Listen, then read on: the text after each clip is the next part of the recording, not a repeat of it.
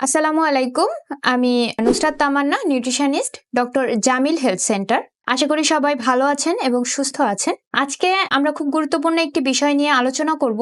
আমাদের কিন্তু বেশিরভাগ মেয়েদেরই পিরিয়ড নিয়ে খুব কনফিউশনের কিছু ব্যাপার-স্যাপার থাকে। তো আমি চেষ্টা করব আজকে আমার ভিডিওর মাধ্যমে আপনাদের সেই কনফিউশনগুলো দূর করে দেওয়ার। তো প্রথমত বলি যে পিরিয়ডের মধ্যে কিন্তু মেয়েদের বিভিন্ন অস্বস্তিকর উপসর্গ দেখা দেয়। যেমন ধরুন তলপেটে ব্যথা, বমি বমি ভাব, মাথা ব্যথা, মুড সুইং, ডায়রিয়া, ক্লান্তিবোধ, পেট ফুলে যাওয়া ইত্যাদি। তো এই উপসর্গগুলো থেকে যদি আমরা মুক্তি পেতে চাই তাহলে আমাদের কি ধরনের খাবার ডায়েটে ইনক্লুড করতে হবে এবং কি ধরনের খাবার আমরা খাবো না। তো চলুন জেনে নেওয়া যাক প্রথমে কি কি ধরনের খাবার আমরা পিরিয়ডে খেতে পারি। প্রথমত পানি, পর্যাপ্ত পরিমাণে পানি পান করতে হবে। কেননা পিরিয়ডের সময় বডি যদি কোনোভাবে ডিহাইড্রেটেড হয়ে যায় তাহলে কিন্তু পেটে ব্যথাটা বেড়ে যেতে পারে। সেক্ষেত্রে আমাদের উচিত হবে আমাদের বডিটাকে হাইড্রেটেড রাখা, যার কারণে আমাদেরকে পর্যাপ্ত পরিমাণে পানি পান করতে হবে। ফল, আমরা এমন ধরনের ফল আমাদের ডায়েটে ইনক্লুড করব যার মধ্যে বেশ ভালো পরিমাণে পানি থাকবে, যেমন ধরুন তরমুজ, শসা ইত্যাদি। এছাড়া প্রচুর পরিমাণে সবুজ শাকসবজি খেতে হবে। যাদের বেশি পরিমাণে ফ্লো হয় অর্থাৎ বেশি পরিমাণে ব্লিডিং হয় তাদের ক্ষেত্রে কিন্তু আয়রনের ডেফিসিয়েন্সি দেখা দিতে পারে এবং আমরা জানি সবুজ শাকসবজিতে কিন্তু প্রচুর পরিমাণে আয়রন থাকে। এছাড়া কিন্তু আমাদের যাদের পিরিয়ডের সময় তলপেটে প্রচন্ড পরিমাণে ক্র্যাম্পিং হয় বা ব্যথা হয় তারা কিন্তু ব্যথা উপশমের জন্য আদার চা খেতে পারি। 1 কাপ আদার চা কিন্তু আপনার ব্যথাটাকে কিছুটা হলেও উপশম করবে। এছাড়া আমরা খেতে পারি, আমাদের ডায়েটে ইনক্লুড করতে পারি মুরগির মাংস। মুরগির মাংস কিন্তু বেশ ভালো প্রোটিন সোর্স এবং এতে কিন্তু বেশ ভালো পরিমাণে আয়রন, ম্যাগনেসিয়ামও থাকে।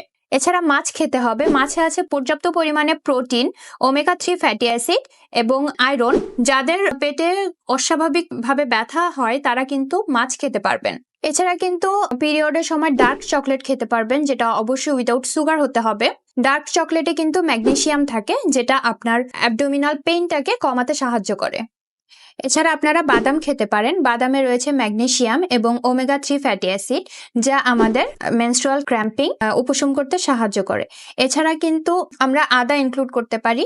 আদা কিন্তু আমাদের মেনস্ট্রুয়েশনের সময় যে বমি বমি ভাবটা হয় সেটা কিন্তু অনেকটাই রিডিউস করে এবং প্রেগনেন্সিতে ফার্স্ট ট্রাইমেস্টারে যাদের বমি হয় বা বমি বমি ভাবটা থাকে তারা কিন্তু আদাটা খেতে পারেন। এছাড়া কিনোয়া খেতে পারেন। কিনোয়াতে রয়েছে আয়রন, ম্যাগনেসিয়াম এবং ভালো পরিমাণে প্রোটিন এবং এটা গ্লুটেন ফ্রি।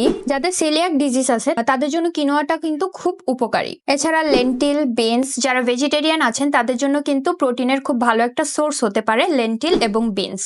তাছাড়া ভালো প্রোবায়োটিক হিসেবে কিন্তু আমরা টক দই এবং কম্বুচা খেতে পারি।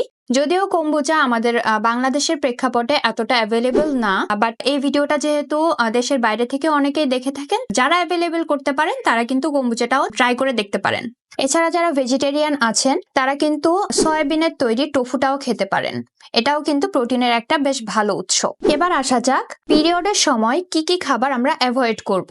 প্রথমত বলি চিনি বা চিনি জাতীয় খাবারটা অ্যাভয়েড করাই ভালো। এছাড়া সাদা লবণ অতিরিক্ত মাত্রায় খাওয়া যাবে না।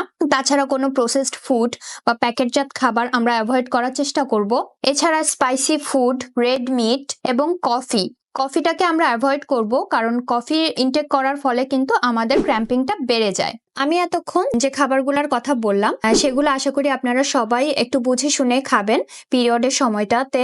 স্পেশালি আশা করি আপনাদের পিরিয়ডের সময়কার যে অস্বস্তিকর উপসর্গগুলো হয়ে থাকে সেগুলো থেকে আপনারা উপশম লাভ করতে পারবেন। ধন্যবাদ সবাইকে। সবাই ভালো থাকবেন, সুস্থ থাকবেন এবং আমাদের সাথেই থাকবেন। পরবর্তী ভিডিও দেখার জন্য আপনাদের আমন্ত্রণ রইল। আসসালামু আলাইকুম।